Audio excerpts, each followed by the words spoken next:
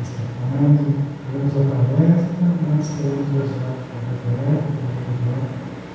vai falar do Evangelho e os nossos cruzamentos falando com este amigos.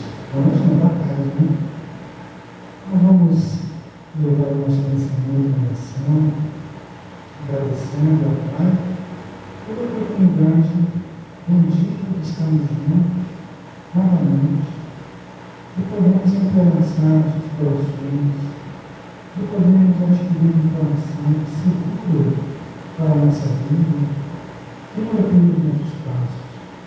Senhor Jesus, derrama as tuas bênçãos sobre este ambiente, sobre todos os nossos cristãos, que possamos sentir esse jogo igual de luz, de amor, de paz, envolvendo nossos corações, envolvendo a nossa irmã, a Roberta, envolvendo os amores, para que ambos possam nos trazer a tradução que o plano espiritual deseja para nós nesta tarde, que possam traduzir para nós o sentimento do amor.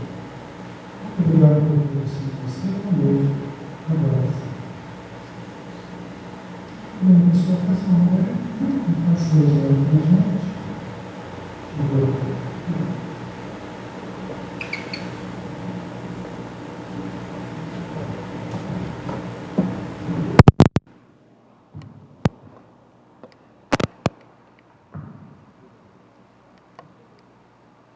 Boa tarde.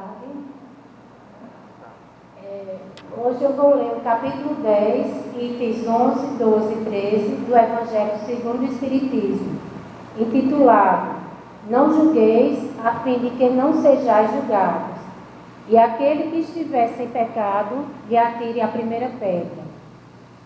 Não julgueis, pois, para não serdes julgados, porque com o juízo que julgardes os outros, sereis julgados, e com a medida com que medides, vos medirão também a vós. Então lhe trouxeram os escribas e os fariseus uma mulher que fora apanhada em adultério, e a puseram no meio e lhe disseram: Mestre, essa mulher foi agora mesmo apanhada em adultério. E Moisés, na lei, mandou apedrejar a estas tais. Qual é a vossa opinião sobre isso? Diziam, pois, os judeus, tentando para poderem acusar Jesus, para o poderem acusar. Jesus, porém, abaixando-se, pôs-se a escrever com o dedo na terra. E como eles perseveravam em fazer-lhes perguntas, ergueu-se Jesus e disse-lhes: Aquele dentre vós que estiver sem pecado, atire-lhe a primeira pedra. E tornando a abaixar-se, escrevia na terra. Mas eles, ouvindo, foram saindo um a um, sendo os mais velhos os primeiros, e ficou só Jesus com a mulher, que estava no meio, em pé. Então, erguendo-se, Jesus lhe disse: Mulher, onde estão os que te acusavam? Ninguém te condenou? Respondeu ela: Ninguém, Senhor.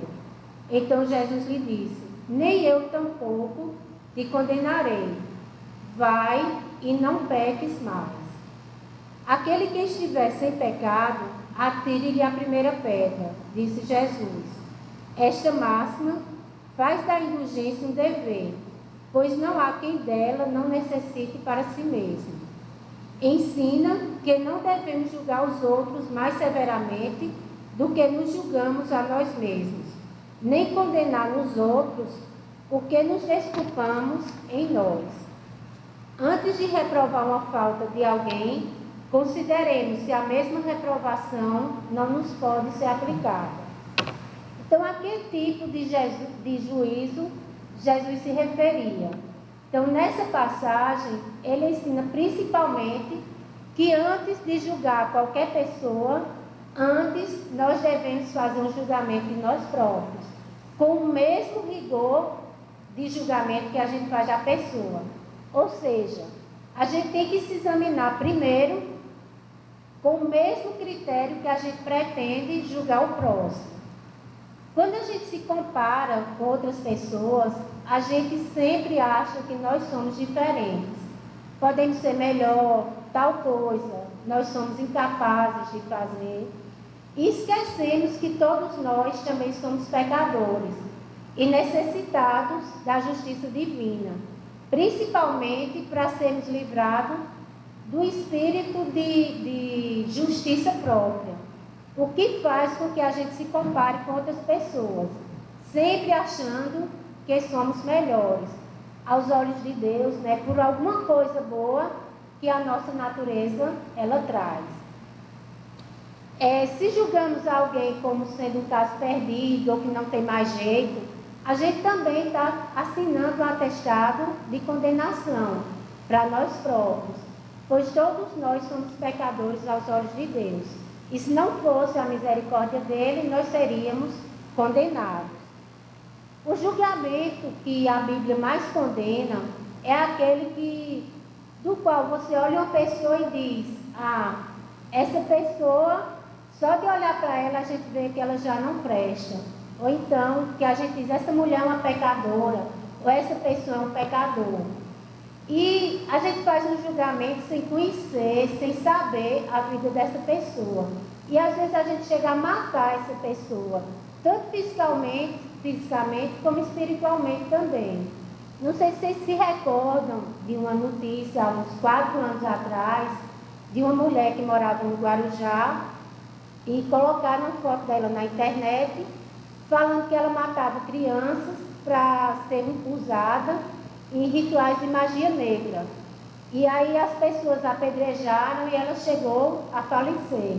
E disseram que com ela carregava, né, um livro de magia, e quando as pessoas chegaram perto dela, ela estava carregando a Bíblia. Ou seja, ela foi assassinada por uma mentira provocada por alguém.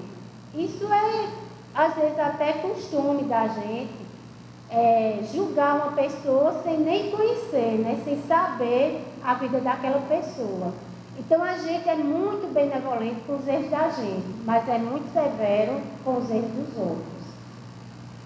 E antes de julgar alguém, se a gente fizesse alguma reflexão, saber, será que eu conheço a vida dessa pessoa? Será que eu sei o que ela passou?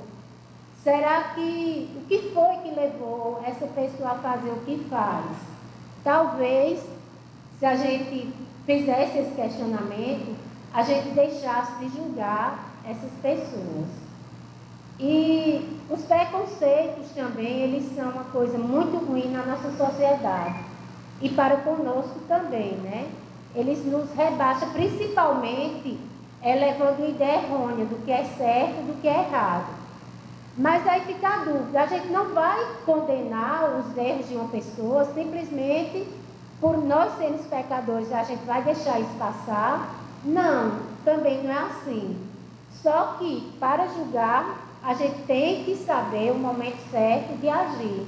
O que a gente tem que fazer é corrigir, é ajudar, é auxiliar uma pessoa. E esse auxílio, essa conversa, é principalmente com o nosso exemplo. Então aquela frase que a gente diz: faço o que eu digo, mas não faço o que eu faço, ela não funciona não. Se a gente não der o exemplo, como é que a gente vai corrigir as falhas de uma pessoa? E o interessante também dessa passagem, João mostra, né, João narra, que Jesus, quando chegaram, os fariseus chegaram com a mulher, no momento Jesus estava escrevendo com o dedo na terra. Ele estava abaixado escrevendo. E em Êxodo, no capítulo 30, versículo 18, Moisés, quando ele desce com as tábuas dos 10 mandamentos, ele diz também que Deus escreveu os 10 mandamentos com o dedo, né? Então foi escrito com o dedo de Deus. E a história se repete. Jesus, ele escreve uma nova lei na terra, não na pedra, mas na terra. Mas uma lei, ela está intimamente ligada com a outra. Ou seja, a gente pode concluir que as duas leis foram escritas com o dedo de Deus. E para encerrar, como sempre, eu tenho uma historinha. E hoje eu trouxe a história de 2 vizinhos, que diz assim: o primeiro vizinho comprou um coelho para os filhos. Logo, os filhos do outro vizinho Pediram ao pai também um bichinho de estimação. O homem comprou um cachorro. Os bichos cresceram juntos e tornaram-se amigos. Era comum ver o coelho no quintal do cachorro e vice-versa, e as crianças felizes com a harmonia dos dois. Eis que o dono do coelho foi passar um final de semana na praia com a família e o coelho ficou sozinho. No domingo, o dono do cachorro e a família tomavam um lanche, quando o cachorro entra na cozinha. Trazia o coelho entre os dentes, todo imundo, sujo de sangue e terra. O coelho estava morto. Quase mataram o cachorro de tanto agredi-lo. Mais algumas horas e os vizinhos não tardaram a chegar. Todos olhavam o coelho desolados. O cachorro, coitado, chorava lá fora, lambia os ferimentos. Já pensaram como vão ficar os filhos do vizinho quando chegar? Então alguém teve a ideia de dar um banho no coelho, deixar ele bem limpinho, secar com o secador e o colocar na casinha dele. Como o coelho não estava estralhaçado, assim o fizeram. Ficou lindo, parecia vivo, diziam as crianças. E lá na casinha o coelho foi colocado. Logo depois, houve os vizinhos chegarem, notam os gritos das crianças. Descobriram, disse o pai. Não se passaram 5 minutos e o dono do coelho veio bater à porta, branco, assustado. Parecia que tinha visto um fantasma. O que foi? Que cara é essa? Disse o vizinho. O coelho, o coelho. O coelho o quê? O que tem o coelho? Morreu. Morreu? Parecia tão bem. Morreu na sexta-feira. Na sexta? Foi, antes de a gente viajar.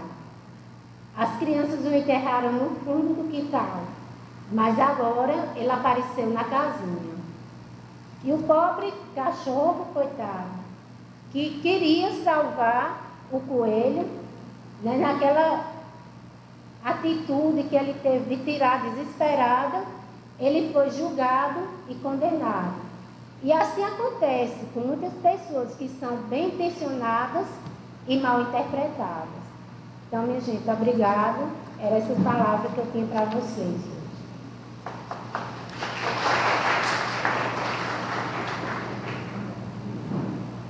Obrigado, Roberta. Sempre obrigado, né, Roberta, trazendo para a gente. A gente estava gravando para testemunha, né? Não é, não? Muito bom, parabéns, Roberta.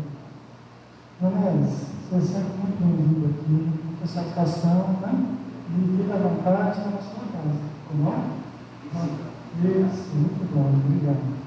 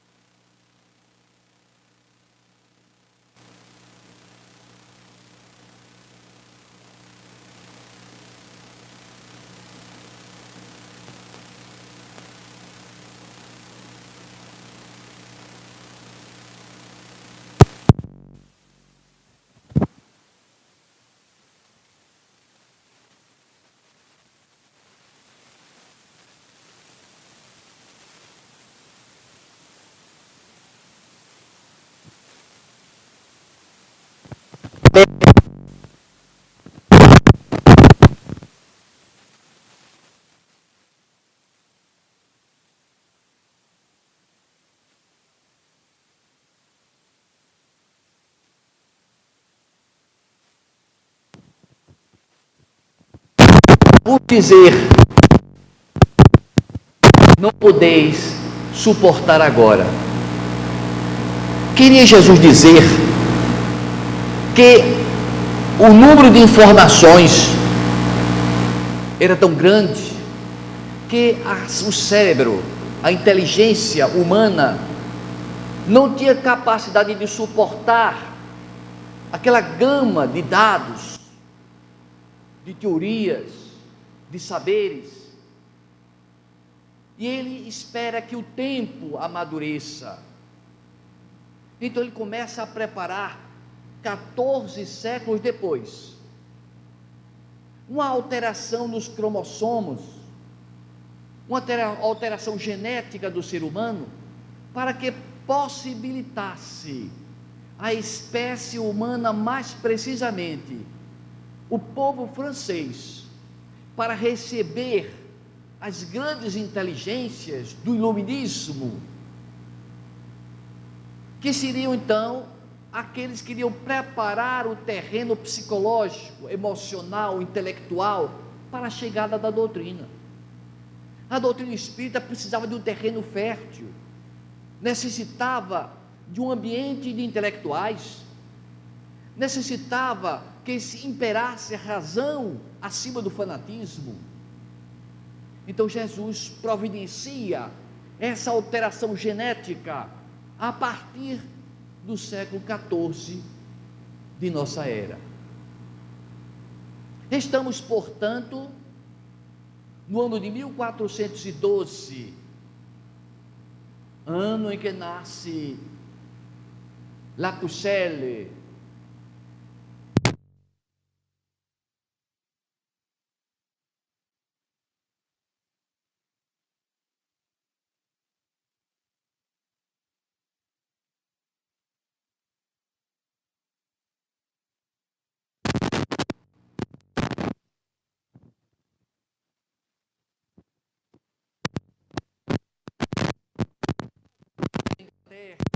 começa a apossar da França.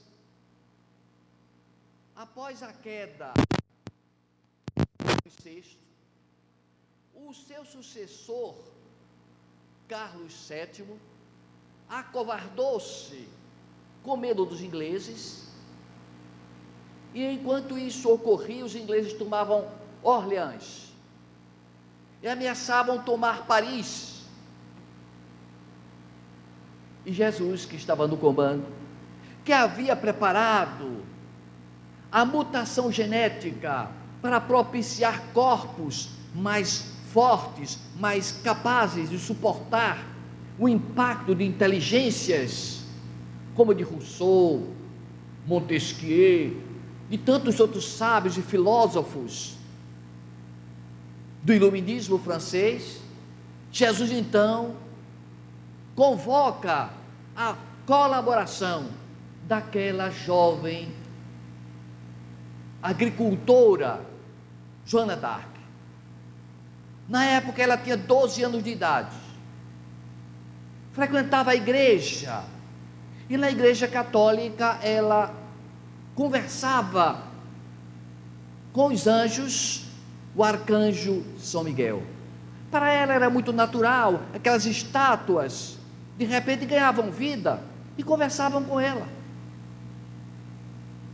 Então Joana d'Arc não estranhou, e aquela figura especial dialoga com Joana d'Arc. Joana, Jesus pede a sua cooperação, porque Jesus tem um projeto muito especial para enviar à terra, e é preciso, se faz necessário, manter a França livre de qualquer povo, e neste momento livre dos ingleses.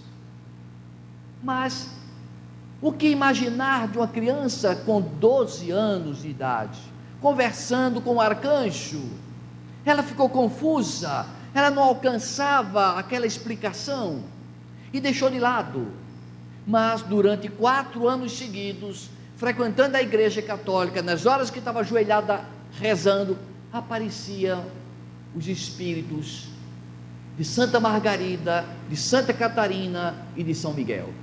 E os 3 dialogando com ela, preparando-a psicologicamente, até que ela, quando completou 16 anos, ela se convenceu que tinha sido escolhida por Jesus para salvar a França, porque os espíritos disseram que o rei estava sem coragem de se considerar Carlos VII, estava amedrontado, com medo dos ingleses, e que ela iria então libertar o povo francês do domínio inglês.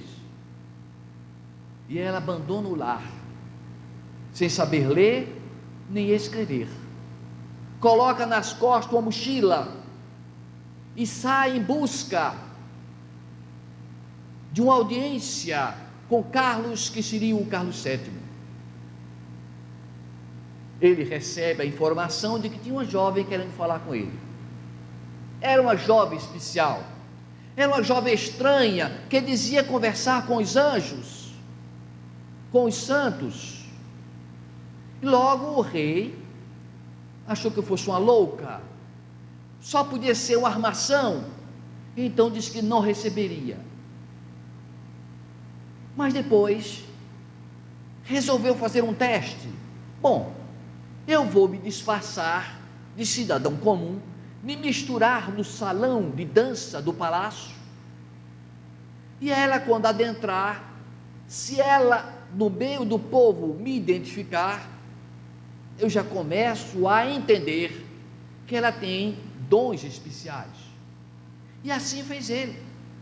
Pessoas outros nobres se adornaram com colares de ouro e pedras preciosas para que realçassem, iludissem, mas ela, quando entrou no salão, procurou com seu olhar, e quando identificou Carlos, ajoelhou-se a seus pés e disse: eu estou diante do futuro rei da França, Carlos VII. Então mantenho audiência particular com ela. Ela expõe seus planos. Lógico, não eram os planos dela, eram os planos da espiritualidade. Ele passa a confiar e entrega nas mãos dessa jovem com 16 anos, acostumada à enxada do campo, agora a empunhar uma espada, a montar um cavalo, a vestir-se de armaduras para defender um país, somente sendo uma missão espiritual.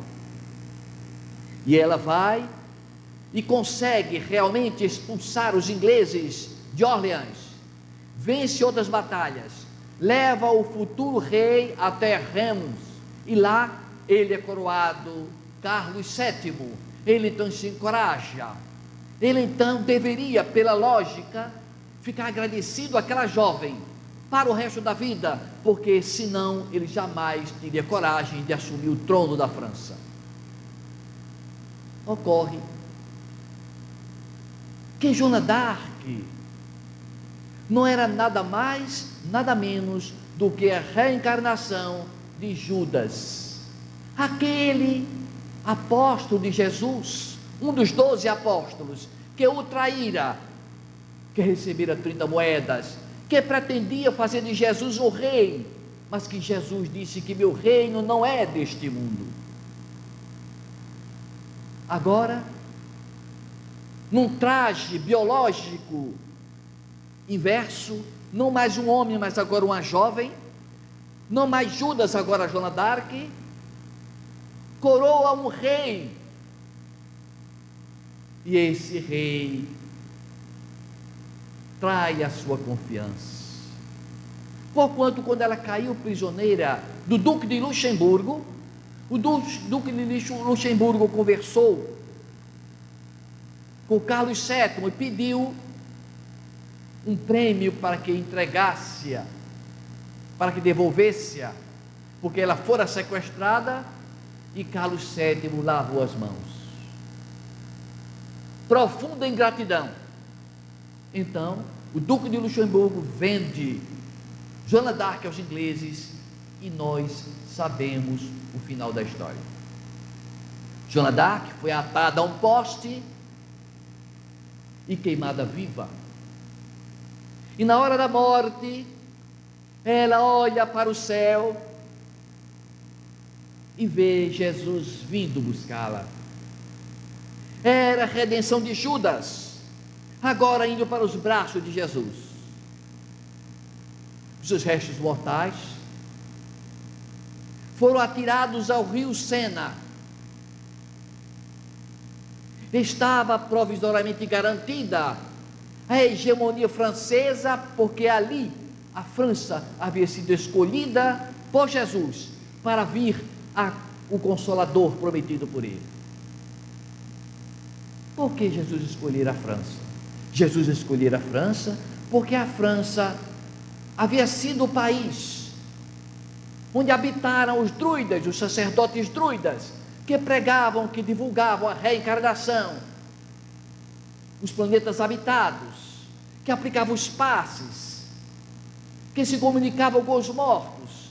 E dentre esses druidas existia um especial de nome Allan Kardec, que era o próprio codificador da doutrina espírita. Passam-se os séculos e a França prepara-se para receber a doutrina, mas para receber a doutrina espírita se fazia necessário que houvesse liberdade, igualdade e fraternidade, porque até então não havia liberdade de culto, de consciência, de razão. O povo era dominado pelo poderio católico, pelo poderio dos reis, que escravizavam o povo, sem que houvesse qualquer tipo de igualdade. Então surge em 1789 a Revolução Francesa, destacam-se luminares, surge a enciclopédia francesa, com Voltaire, com Diderot, e a Revolução Francesa com Rousseau, Marat, Danton, que vem estabelecer liberdade, igualdade e fraternidade, lemas utilizados pela doutrina espírita. Nós temos ampla liberdade de pensar. Nós não somos espíritas porque simplesmente Kardec falou, mas porque minha razão e meu coração aceitam. Nada pode ser aceito porque o orador disse, porque o livro informou isso ou aquilo, mas porque eu entendo, eu compreendo e é lógico. Estavam lançados alicerces. Paris, daquela época, de 1800, era uma cidade medieval, cheia de vielas estreitas, casas pobres, a imundície tomando conta, podridão no meio da rua, não havia saneamento, enfermidades assolavam, milhares de pessoas adoeciam e morriam facilmente, crianças não conseguiam sobreviver, na sua maioria. Então, lá na França,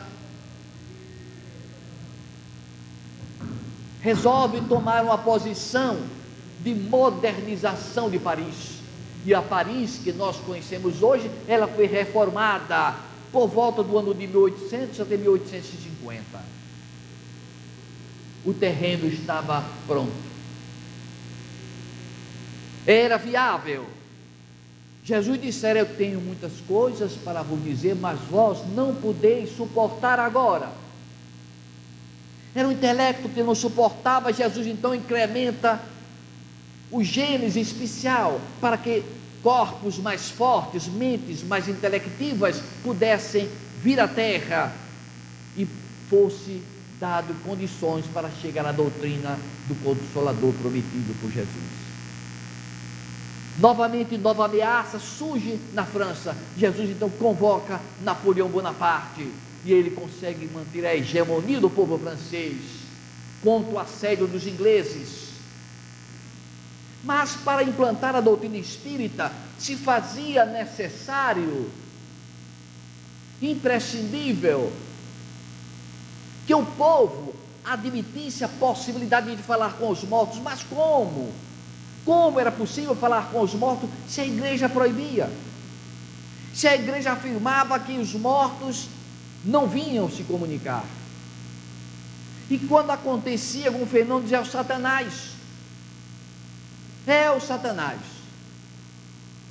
Então, Jesus organiza uma avalanche de fenômenos mediúnicos para que fosse possível preparar o terreno para a chegada dessa doutrina maravilhosa. Situemo-nos na atualidade. Nós temos quantas casas espíritas em Campina Grande? Quantas casas existem em Campina Grande em que se faz reunião mediúnica? Só na casa dos espíritas. E olhe, porque muitos espíritas nem fazem reunião mediúnica na sua casa, só faz no centro espírita, e deve ser do centro espírita. Mas aconteceu que no ano de 1851, Jesus envia à Terra milhões de espíritos, autoriza que eles venham à Terra para que patenteiem a possibilidade da comunicação dos mortos com os seres humanos encarnados. Começa na Inglaterra, na Escócia, depois espalha-se pela França, sobe a Alemanha e outros países da Europa, em que o fenômeno se dá de uma forma impressionante, que não tinha como se duvidar. Porquanto, quando ocorre um fenômeno esporádico, alguém diz: mas se eu estivesse lá, eu viria um embuste, eu comprovaria a farsa. Mas não. De 1851 até 1855, quando o fenômeno abundou das comunicações, em Paris, todas as casas, raras as residências em que não acontecia sessão mediúnica diária. Era como se fosse um visitante. Isso comenta o jornalista Eugênio Ney. Ele diz que você ia de casa em casa, passava numa casa, estava vendo a reunião, ia na outra, tinha reunião, na seguinte, mais reunião, na outra também, do outro lado, na frente, atrás, na outra rua, todo canto. Era uma invasão de espíritos. Cada casa procurava comprar uma mesa. Seria a mesa que tinha mediunidade? Não, eu quero para minha casa uma mesa quadrada. Não, eu quero redonda. Quero elíptica. Eu quero de madeira maciça. Eu quero de metal.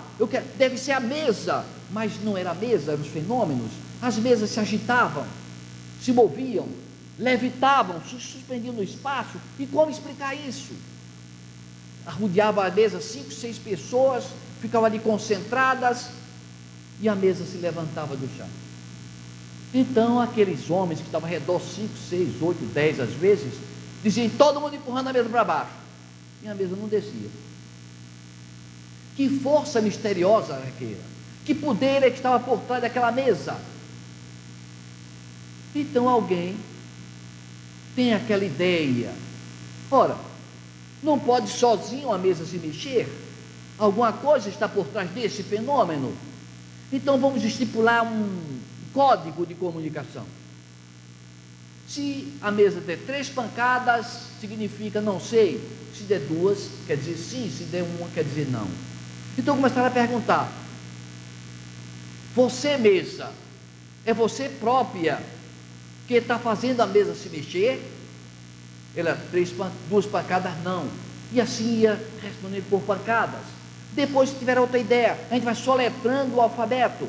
E quando você, mesa, ou algum espírito que está tomando conta da mesa, escolher aquela letra, dê uma pancada com o pé. E assim estão montando palavra por palavra, letra por letra, juntando frase por frase. Era uma coisa trabalhosa, exaustiva, desgastante. E foi formando aquilo ali no trabalho de vários anos. Pesquisadores sérios.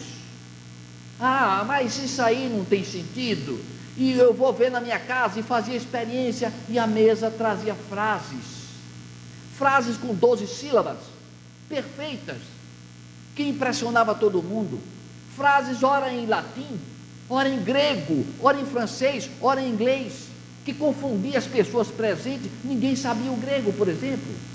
ou desconhecia o latim, e à mesa escrevia, só podia ser algo. Esse algo dizia: somos espíritos, pessoas. Vivi em tal lugar, faleci, fui sepultado em tal canto. Não tinha como refutar. Era um fenômeno generalizado, o fenômeno das mesas girantes.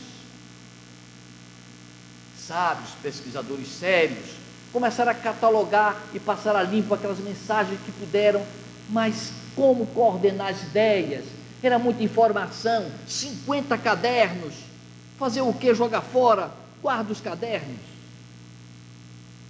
Por essa época, 1855, surge Hipólito Leão Denis Arrival, que havia sido educado por Pestalozzi, o grande pedagogo que toda a Europa exaltava.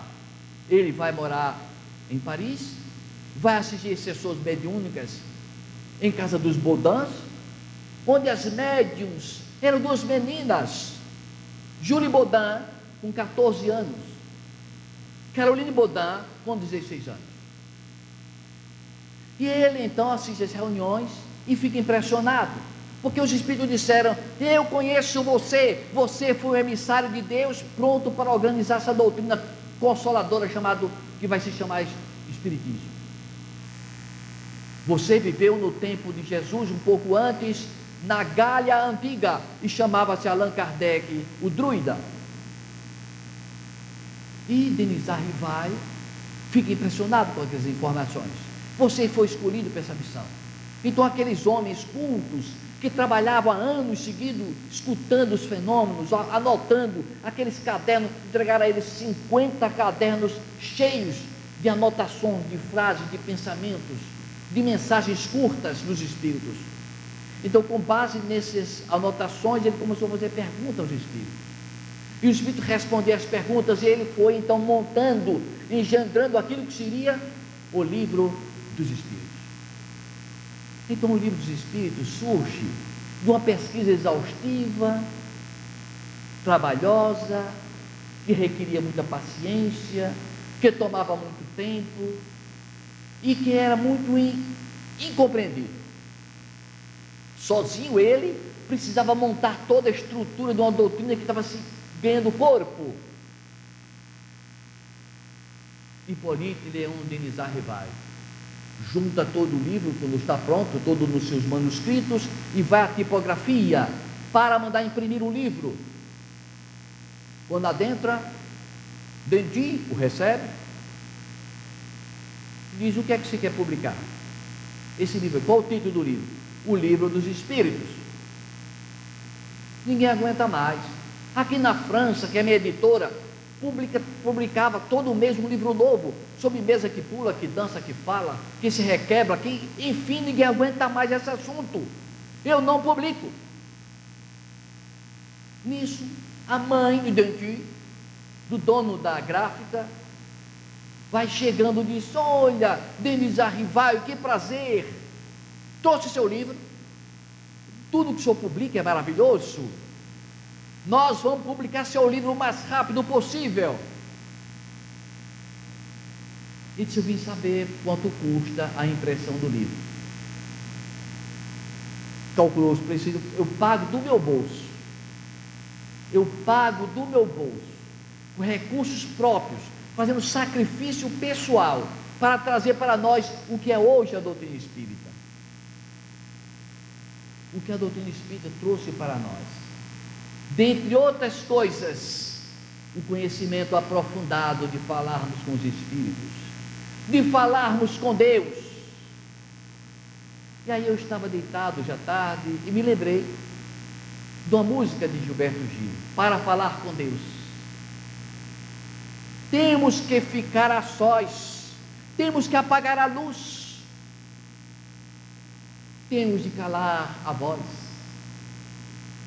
Então a doutrina espírita nos ensina a mediunidade. O exercício da mediunidade requer silêncio íntimo, requer apagar a luz, deixar extravasar em si as intuições divinas, através dos recursos das ondas mentais, alfa, teta, delta, para que aconteça o fenômeno da psicografia e da psicofonia. A doutrina espírita trouxe para nós a consolação da certeza de que a vida continua após a morte, que ninguém morre. Nós podemos falar com nossos parentes, nós iremos nos encontrar com eles, ainda que por uma razão ou outra não tenhamos um contato com o meio de psicografia. Nós podemos nos encontrar com nossos parentes nos sonhos, e se não nos encontramos com eles, é por culpa nossa, porque para falar com Deus, tenho que ficar a sós, tenho que apagar a luz, tenho que calar a voz, eu tenho que desenvolver em mim próprio essa possibilidade de esquecer das coisas materiais e mergulhar no campo da espiritualidade. O Livro dos Espíritos é publicado em 18 de abril de 1857. Foi um sucesso extraordinário, uma edição após a outra. Ele vai atualizando as edições. E 3 anos depois da publicação do livro, agora podemos chamá-lo de Allan Kardec, porque ele passa a colocar como autor do livro não mais Hippolyte Léon Denisard Rivaio, mas agora Allan Kardec, que era a mesma pessoa em corpo antigo. Ele era a reencarnação do sacerdote druida. Ele está sentado a Sobiô, meditando no trabalho gigantesco, de noites e noites sem dormir, sozinho, para analisar milhares de mensagens psicografadas, selecioná-las, verificar as mensagens que traziam conteúdos falsos, a estudar a lógica dos assuntos, a organizar a pergunta para os espíritos, a esboçar a criação do Livro dos Médiuns, do Evangelho segundo o Espiritismo. E estava cansado porque chegavam mensagens e cartas que insultavam, de desaforo, de ameaças. Umas chamavam-no de Satanás de carne e osso, que deveria morrer, que estava pervertendo a humanidade. E ele estava acabrunhado, cansado naquela manhã fria de abril de 1860, quando a Marie Gabrielle Boudet, sua esposa, chega para ele e diz: querido, chegou a encomenda pelo correio agora, é um pacote volumoso. Ele pegou o pacote estava amarrado com um laço de fita, estava decorativo, como se fosse um presente, e ao lado vinha uma carta. Ele pega a carta, abre, e a carta diz mais ou menos assim: caríssimo senhor Allan Kardec, antes de mais nada quero te agradecer pela minha própria vida, porque este livro dos Espíritos salvou a minha vida. Deixe-me explicar um pouco de mim mesmo. Eu sou encadernador de livros. Há uns anos atrás, eu conheci Antoinette, uma menina linda, a alma da minha alma. Eu me apaixonei por Antoinette, mas quis o destino levar Antoinette para o além, e isso abalou as minhas convicções, que eram poucas. Eu era feliz, mas sem ela eu entrei em depressão. Comecei a faltar o expediente da empresa que trabalhava como encadernador. O proprietário chamou-me, me ameaçou me dispensar, mas eu estava relapso, desligado, tristonho, não tinha vontade de comer, mal dormia, e começou a se assaltar da minha mente pela ideia fixa de me matar, porque após a morte não havia nada. na minha concepção. Desiludido, uma dessas madrugadas, sem conseguir conciliar o sono, saí de casa e fui em direção à ponte Meury, que fora a ponte que embaixo dela eu jurei amor eterno a Antoinette. Eu jurara amor a ela, mas ela foi levada, Deus veio buscá-la e eu estava fortemente abalado. Eu escolhi a mesma ponte, eu iria me atirar no rio Sena, iria morrer, porque eu não sei nadar. Era madrugada, não tinha ninguém.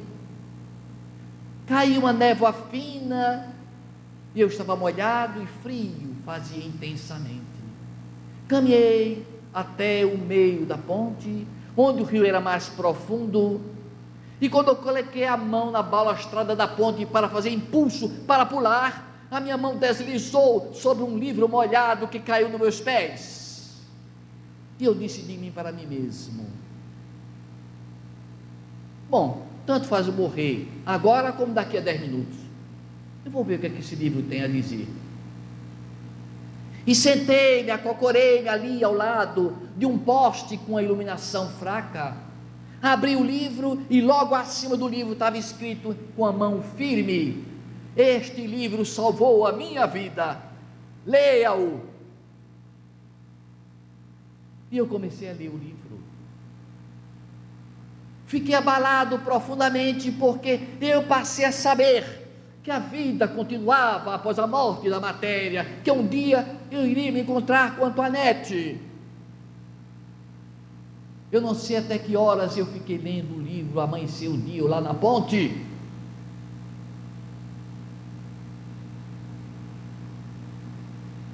Lá no livro estava escrito: este livro também salvou a minha vida, assinado A. Laurent.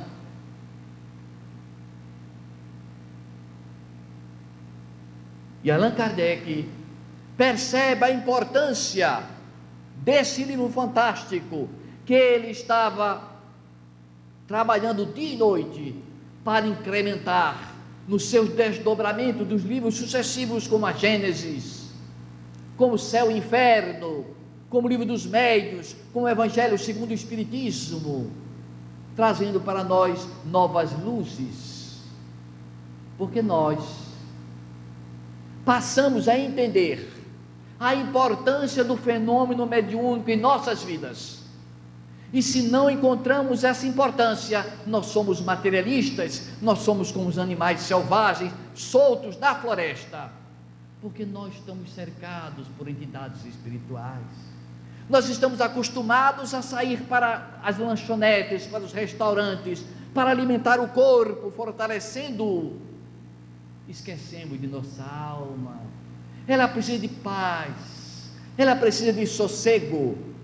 E aí é onde vem o estudo das ondas mentais, detectada pelo eletroencefalograma, em que determina que as ondas mentais, quando são do tipo beta, são dos problemas que nos envolvem, que caracterizam as nossas necessidades fisiológicas, nossos interesses materiais, nossas angústias pelos problemas humanos. Mas quando se trata de meditação, de relax, de sentimento íntimo, de autoconhecimento, envolve-se então uma frequência, uma onda mais suave, mais tênue, mais baixa, menos intensa, chama-se ondas alfa. Mas o médium mesmo de psicografia autêntico está numa faixa ainda de onda ainda mais baixa do que alfa, está em ondas teta. E nós precisamos então desenvolver em nós essas possibilidades mediúnicas que estão guardadas, arquivadas, relegadas ao abandono por nós, por falta de vontade própria, por falta de interesse pessoal de vencer nossos próprios problemas. Nós podemos ampliar nossas possibilidades de diálogo com nossos mentores espirituais através da meditação. E quem de nós, é uma pergunta que eu faço com frequência, quem de nós conversa com o seu anjo da guarda? Até os médiuns da casa espírita, quando eu pergunto, balançam, gesticulou com a cabeça. Mas na verdade, o diálogo com o nosso anjo da guarda, com o nosso mentor espiritual, não se dá à viva voz, se dá no interior do coração. Aquele sentimento de angústia é provocado pela presença de espíritos negativos. Aquele sentimento de prazer e de alegria íntima é da presença de benfeitores. Aquela ansiedade é para nos dizer que não devemos agir dessa ou daquela maneira. Ou seja, sintomas psicológicos traz para nós informações do mentor espiritual, porque nós não estamos ainda preparados para dialogar com eles. A Paris, de 1857, do tempo do codificador do Espiritismo, a Paris, que recebeu um Napoleão Bonaparte, um herói francês, mas que exacerbou no seu poder militar e que foi obrigado a ser vencido na batalha de Waterloo, porque ele extrapolou os limites. E nós somos convocados por Jesus para tarefas aqui na terra. Sejam tarefas pequeninas, todos nós somos missionários. Não vamos apontar, a missionária de Valdo Franco, é Chico Xavier. Não, todos nós somos missionários, porque recebemos a incumbência de viver. A missão maior nossa a viver é preservar a nossa própria vida, e para preservar a nossa própria vida é preciso se desligar das coisas materiais, às quais estamos escravizados. Coisas materiais que nos prendem às ondas beta, que nos distanciam das ondas alfa, do controle espiritual, e nós dizemos, ai, Deus esqueceu de mim. Não é que Deus esqueceu de mim, é que nós nos esquecemos de Deus. Quando eu cheguei a Campina Grande, vindo de Patos, eu passei uns 3 meses sem sentir nada mediunicamente, e então reclamei. Vocês da espiritualidade me abandonaram por 3 meses sem dar notícia. Não lhe abandonamos. Por 3 meses estamos ao seu lado, você não nos vê, você não nos procura. Eu morava em Cajazeiras, assim que tomei posse do Banco do Brasil, por volta do ano de 1970, eu conheci um amigo nosso, Romero, que disse, Anélis, eu soube que você é espírita. Sim, sou espírita.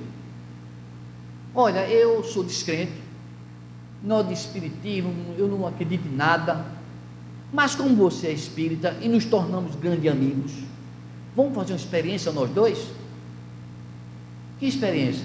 A experiência do copo. Emborca o copo, para ver se o copo anda sozinho, se escreve uma frase.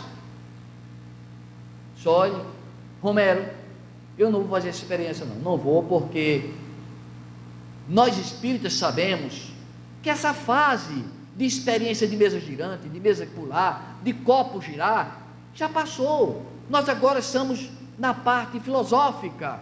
Não, mas eu sou descrente, eu queria ver uma coisa material, ver o copo andar mesmo. Dizem que a pessoa bota o dedo no fundo do copo, eu botaria um dedo, você botaria o seu, e são 2 dedos de pessoa diferente. Se o copo andar, vai ser uma terceira ideia, vai formar alguma palavra, aí eu me convenço. Não vou fazer não. Mas ele todo dia pedindo, vou fazer, mas eu sei que a doutrina não aconselha. Mas por que não aconselha? Porque desenvolve com o tempo a mediunidade de efeitos físicos. É uma mediunidade grosseira, de fenômenos em que objetos batem, em que acontecem sons. Então não é bom. Não, mas vamos fazer. Insistiu tanto que eu, ainda solteiro, lá em Cajazeiras, Fui até a casa dele e lá na casa dele, a esposa não estava, porque a esposa estava ainda arrumando as coisas para fazer a mudança, a casa estava só com os móveis, só estava quase que vazia. E lá na sala, numa mesinha, eu me sentei de um lado, ele do outro, colocamos um copo, um papel ao lado para escrever alguma frase. Botei o dedo suava, cansava, trocar de braço, bota o outro e nada. Romero, tem jeito não. Não, vamos tentar mais um pouco. Depois de mais de hora, já estava cansado, sem esperança. Vamos, a última chance, bota o dedo o copo andou. O copo andou, mas bem pouquinho. Escreveu Abracus RZ. Abracus RZ. O que será isso? Foi pouca coisa, mas na verdade era abraços, porque não tinha esse cedilho nas letras que ele botou, tinha só o C, então saiu Abracus. Por que RZ? Era a abreviatura Romero R, Z Zanelis, abraços Romero Zanelis.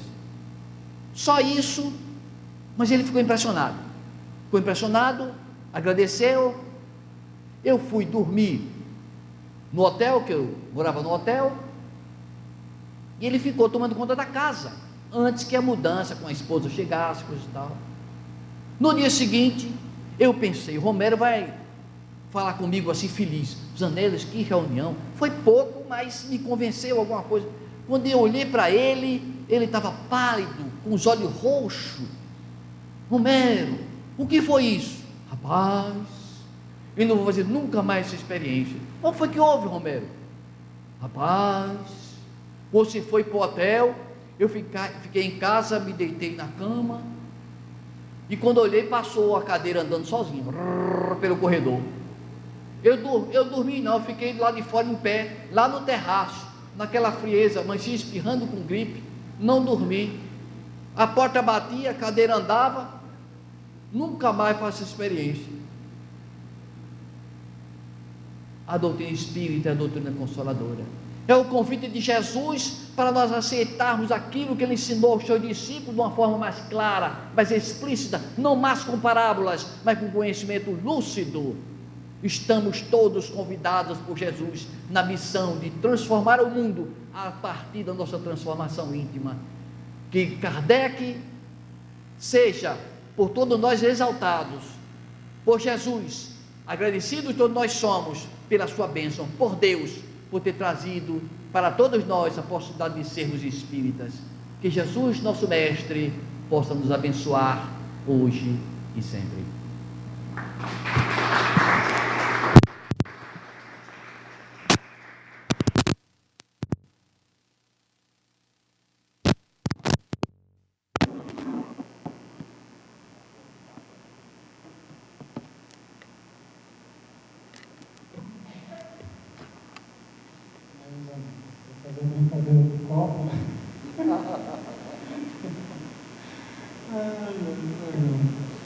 Muito bom, obrigado, Deus Domingos. Suas palestras são sempre muito esclarecedoras, então, e nos trazem uma vibração muito boa. Pessoal,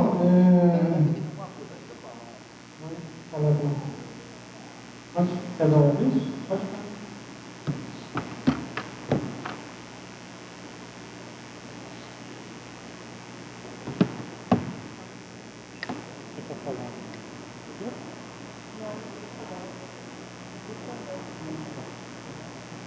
Boa tarde, pessoal. No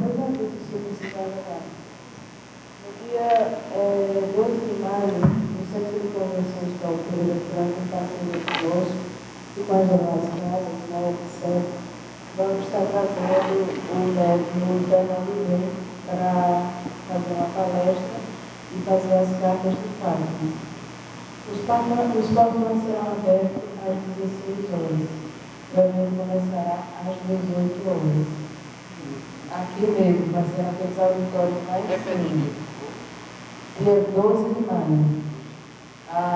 Os palcos serão abertos às 16 horas e o evento começará exatamente às 18, pela tranquilização e a organização da casa. Outra coisa, a Sociedade Espírita Maria está dando início a um trabalho de acolhimento às mães de crianças autistas. Acolhimento no sentido de possibilitar que elas tenham um local para fazer um desabafo, receber orientações, quer jurídicas, quer em relação às terapias que elas necessitam. E nesse próximo dia 21, no sábado, nós vamos estar recebendo algumas delas já para começar a fazer o levantamento das necessidades